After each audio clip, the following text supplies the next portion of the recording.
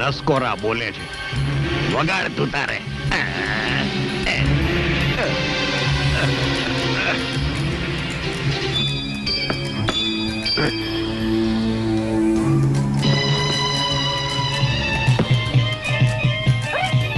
શું કરે છે?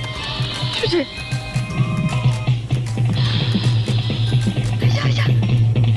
જલ્દી અંદર આવી જા અને બારણું બંધ કરી દે.